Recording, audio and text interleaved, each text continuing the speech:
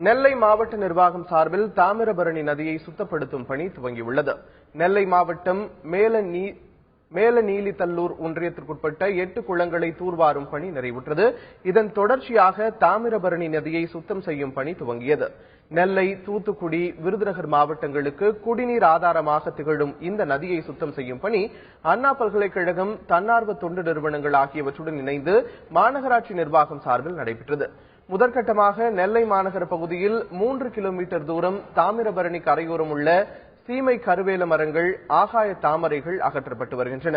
நாடாளுமன்ற, சட்டமன்ற உறுப்பினர்கள், மாவட்ட ஆட்சியர், மாநகர மேயர், மாநகராட்சி ஆணையர், அதிகாரிகள், மாணவர்கள் ஆகியோர் இதில் பங்கேற்றனர். அண்ணா பல்கலைக்கழகம் மற்றும் பல்வேறு தன்னார்வ தொண்டு நிறுவனங்கள் மாவட்ட நிர்வாகத்துடன் இணைந்து தாமிரபரணியை சுத்தம் செய்யும் பணி ஆரம்பித்து வைக்கப்பட்டுள்ளது. இந்த பணியிலே தாமிரபரணி கரையின் இருபுறம் இருக்கக்கூடிய ஆக்கிரமிப்புகளும் முற்றிலுமாக அகற்றப்படும். அதேபோல ஆற்றின் உட்பகுதியில் இருக்கக்கூடிய சீமக்கருளை மரங்கள், பல்வேறு முட்புதர்கள் போன்ற பல்வேறு நீர்ப்போக்குக்கு இடைஞ்சலாக இருக்கக்கூடிய அனைத்து தேவையற்ற மரங்களும் அகற்றப்படும். அதேபோல பொதுமக்கள் இந்த பகுதியிலே ஆக்கிரமிப்பு செய்தவர்கள் தாங்களாகவே முன்வந்து அகற்றிக் கொள்ள வேண்டும் என்று கேட்டுக்கொள்கின்றேன்.